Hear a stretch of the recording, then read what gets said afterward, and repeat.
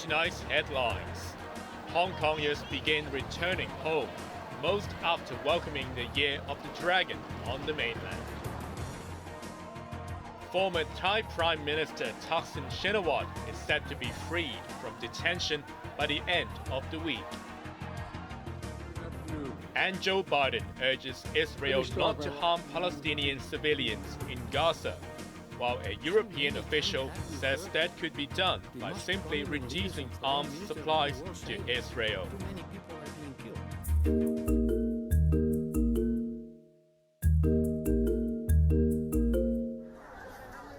While Hongkongers wrapped up their 4-day Lunar New Year break, mainlanders were only in the middle of their holiday. Many visitors enjoyed the city's landscape by hopping onto a star ferry. This tourist from Hangzhou was worried that the crowds in Tsim Sha Tsui Pier would disrupt her itinerary. I was shocked as I did not expect such a long queue, she said.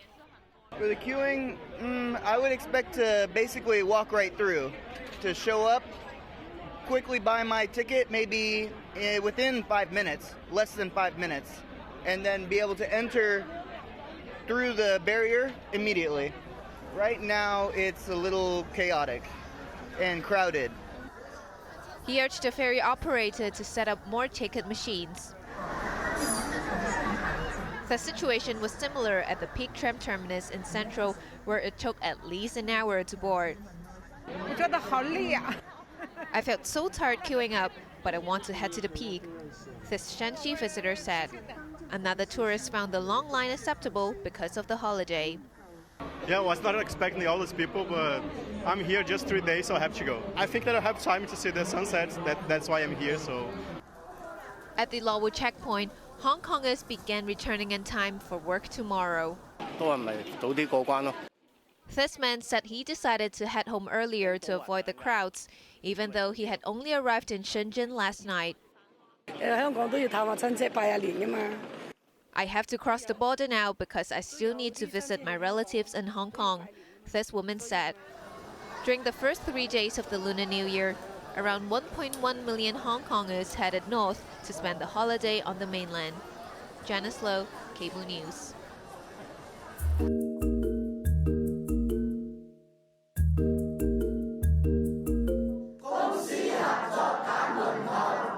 The Society for Community Organization, or SOCO, made use of the 4th day of the Lunar New Year to urge lawmakers to improve health care for the elderly. Hong Kong is aging rapidly, with the number of senior citizens jumping from 13% of the population in 2011 to over 20% last year. This elderly woman is among those reluctant to make use of accident and emergency, or A&E services in public hospitals. I head to the A&E units only if I have no choice, as I do not want to abuse the service, she said. In a bid to prevent abuse, the government might raise the $180 fee currently charged by A&E units. But lawmaker David Lam from the medical sector questioned why people have to pay more when they have no alternative, such as seeking emergency treatment at night. He also noted that X-ray scans can only be provided in hospitals. Lam pointed out that ultimately, the authorities should work towards making medical services, such as physiotherapy and blood tests, accessible to more people. Lawmaker Teck Chi-yun, who represents the social welfare sector, said Hong Kong lacks a long-term plan to tackle the aging population. The government has not addressed the root cause of the issue, according to Teck. He emphasized that public-private partnerships, as well as the cooperation between hospitals and district health centers, are crucial. Teck suggested that in a bid to utilize resources, the administration should subsidize patients who use private sector services. SOCO, meanwhile, urged the government to lower the living allowance threshold for caregivers who look after the elderly. It also called for more temporary daycare quotas for the elderly to alleviate the pressure on caregivers. Janice Low, Cable News.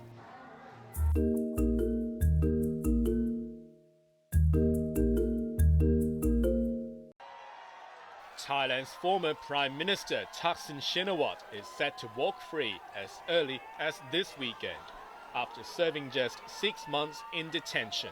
The billionaire businessman returned home last August following 15 years of self-imposed exile.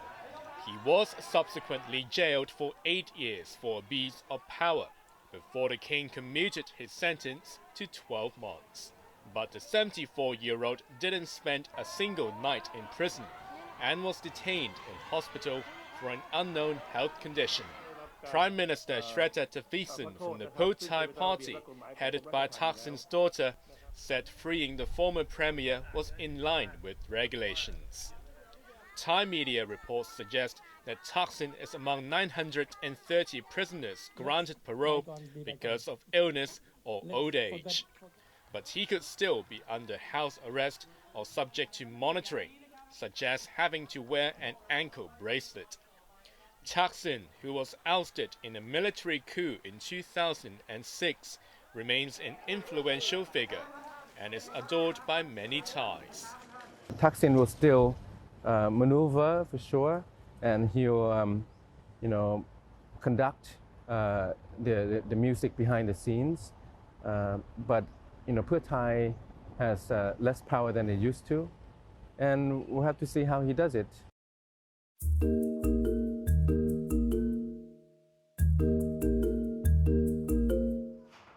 Palestinians sifted through the rubble looking for survivors, a day after Israel destroyed buildings in the southern Gaza city of Rafah. Over 100 people were killed as Israel rescued 2 hostages seized by Hamas in October. Now, the fear gripping 1 million Palestinians sheltering in overcrowded Rafah has risen as Israel prepares a ground assault to smash Hamas. U.S. President Joe Biden said no Israeli offensive should proceed without a credible plan to protect civilians. But with the Palestinian death toll climbing above 28,000, the European Union's foreign policy chief was blunt. How many times have you heard the most prominent leaders and foreign ministers around the world saying too many people are being killed? President Biden said this is too much on the top. It's not proportional. Well, if you believe that too many people are being killed, maybe you should provide less arms in order to prevent so many people being killed. It's not logical. Everybody goes to Tel Aviv begging, please, don't do that. Protect civilians. Don't kill so many. How many is too many? Which is the standard? But Netanyahu doesn't listen to anyone. They are going to evacuate. Where? To the moon? Where are they going to evacuate these people? So if the international community believes that this is a slaughter, that too many people are being killed, maybe they have to think about the provision of arms.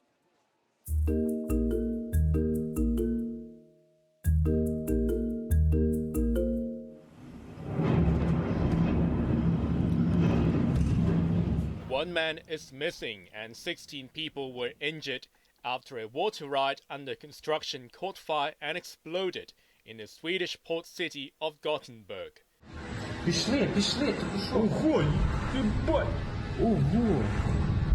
Witnesses captured the dramatic scenes from several angles.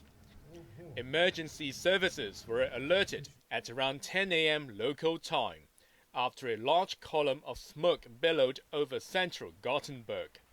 Firefighters struggled to bring the inferno under control, citing difficulty in accessing the site and the risk of more explosions. The water ride is part of an $11 million expansion for the popular Liseberg theme park, which celebrated its centenary last year. The attraction was due to open this year, after a decade of planning and construction.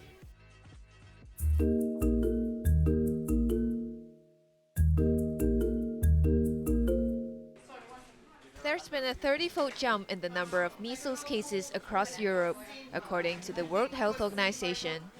Britain is among the worst-hit countries. Doctors there are on the alert, as one child with measles can infect up to 15 children. But vaccinations can stop the disease. It's not like having a cold or a cough.